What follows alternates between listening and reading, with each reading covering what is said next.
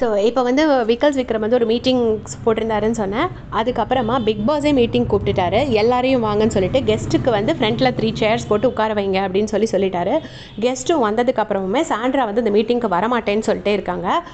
திருப்பி விக்கல்ஸ் விக்ரம் கெஞ்சுறாரு, அப்பவும் வரல. இந்த பக்கம் பார்த்தீங்கன்னா ஒரு பக்கம் திவ்யா பயங்கரமாக கத்திட்டு இருக்காங்க. நேத்தி பண்ணீங்களா, நேத்தி ஏன் பண்ணல, அப்படி இப்படின்னு சொல்லிட்டு யாரும் சண்டைக்கு வந்தாலும் அவங்க கிட்ட வந்துட்டு நேற்று எங்கே போனீங்கன்னு அதே கேட்டுட்டு இருக்காங்க திவ்யா. இந்த பக்கம் சாண்ட்ரா வந்து நான் வரமாட்டேன், எனக்கு வந்து நான் கேட்டதை கொடுத்தா மட்டும்தான் நான் உள்ளே வருவேன் அப்படின்னு சொல்கிறாங்க. உடனே பார்வதி சொல்கிறாங்க, நீங்கள் கூட தான் நேற்று என்னெல்லாமோ வார்த்தைகள் விட்டீங்க அப்படின்னு சொல்லிட்டு பார்வதி வந்து சாண்ட்ராவை பார்த்து சொல்கிறாங்க. அப்போ சாண்ட்ரா சொன்னாங்க, சாண்ட்ராவை பார்த்துட்டு இன்றைக்கி காலையில் லவ்ட்டிட்டு போனேன்னு சொல்லிட்டு பாரு சொல்லியிருப்பாங்கள்ல, அதை சொல்லி சாண்ட்ரா கோவப்படுறாங்க. உடனே பார்வதி சொல்கிறாங்க, நல்லா ஓவர் ஆக்டிங் பண்ணுறீங்க, அதை பார்க்க முடியல, இதுக்கெல்லாம் இங்கே வந்து இடம் கொடுக்க முடியாதுன்னு சொல்லிட்டு பார்வதி வந்து சாண்ட்ராவை பார்த்து சொல்கிறாங்க. உடனே சாண்ட்ரா ஒரு சமத்தியான ஒரு கவுண்டர் கொடுப்பாங்க, நீங்கள் 1 மாதமாக இதைத்தான் மேடம் இங்கே பண்ணிகிட்டு இருந்தீங்க அப்படின்னு சொல்லிட்டு. ஸோ பார்வதிக்கு ஒன்றுமே சொல்ல முடியாது, பயங்கரமாக இரிட்டேட் ஆகி போய் இருக்காங்க. பார்வதிக்கு என்னடானா இந்த ரோலை பார்வதி பண்ணணும் போல் ஆசை, நல்ல வேலை சீக்ரெட் டாஸ்க்கை பார்வதிக்கு கொடுக்கல, இன்னும் செம்மையாக இருந்திருக்கும். ஸோ பார்வதி வந்து கடைசி வர வழி இல்லாமல் உட்காந்துடுறாங்க. அப்போ இந்த விக்கல்ஸ் விக்ரம் வந்து பார்வதி கிட்ட கொஞ்சம் பேசாமல் இருங்க, அதாவது சாண்ட்ரா கிட்ட எதுவும் வம்புக்கு போகாதீங்கிற மாதிரி விக்கல்ஸ் விக்ரம் கெஞ்சுறாரு.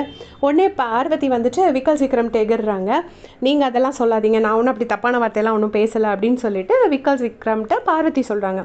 உடனே அவர் பார்க்குறாரு, எப்படிங்க லேடிஸ்கிட்ட கெஞ்சி அவரால் என்னங்க பண்ண முடியும், அவரும் ஒரு சாஃப்ட் டைப்பு, இங்கே 3 பேரும் ஆளுக்கு ஒரு பக்கம் பிடி மராம நிற்கிறாங்க. கடைசி அவர் பிக் பாஸ் நான் வந்து ராஜினாமா பண்ணுறேன்னு சொல்லிட்டு பேட்ஜை ரிமூவ் பண்ணிட்டாரு. உடனே வந்துட்டு அப்போ யார் அசிஸ்டன்ட் மேனேஜர் தான் இனி மேனேஜர் அப்படின்னு சொல்லிட்டு இவங்க சொல்கிறாங்க, யார் பிரியங்கா சொல்கிறாங்க. உடனே திவ்யா வந்துட்டு வெயிட்டிங் அப்படின்னு சொல்கிறாங்க. ஏன்னா வந்துட்டு திவ்யா ஹெட்டாக இருக்கும்போது பார்வதி ரொம்ப குடைச்சல் கொடுத்துருக்காங்க. ஸோ திருப்பி நான் குடைச்சல் கொடுப்பேன்னு சொல்லிட்டு திவ்யா வந்து சொல்கிறாங்க. உடனே பார்வதி வந்து இங்கே இந்த ட்ராமாக்கெல்லாம் இடம் கிடையாது, நான் பிடிச்சி தூக்கி வெளியே போட்டுருவேன், ஆனால் இங்கே பிடிச்சி தூக்கி வெளியே போடக்கூடாதுங்கிறதுனால அவங்களாவே இதை விட்டு ஒதுங்கிட வேண்டியதாங்கிற மாதிரி பார்வதி பேசுகிறாங்க.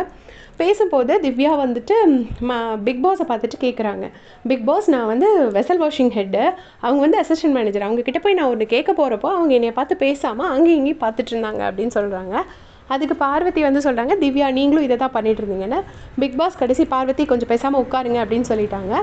ஸோ பார்வதி இப்போ பிளேஸில் போய் உட்காந்துட்டாங்க. இப்போ கெஸ்ட்டு வந்து என்ன இந்த ஹோட்டல் பற்றி ரிவ்யூ கொடுத்துட்ருக்காங்க. பயங்கர சண்டையாக போயிட்டுருக்கு. உண்மையிலே ஒரு 1 மந்த் அப்புறமா இப்போ தான் லைவ் செம்ம இன்ட்ரெஸ்டிங்காக இருக்குது, பார்க்குறதுக்கு அதில் நிறைய விஷயங்கள் இருக்குது. ஸோ உங்களுக்கு எந்த மொமெண்ட்ஸ்லாம் நீங்கள் என்ஜாய் பண்ணீங்கன்னு மறக்காமல் கமெண்ட் செக்ஷனில் சொல்லிட்டு போங்க. தேங்க்ஸ் ஃபார் வாட்சிங்.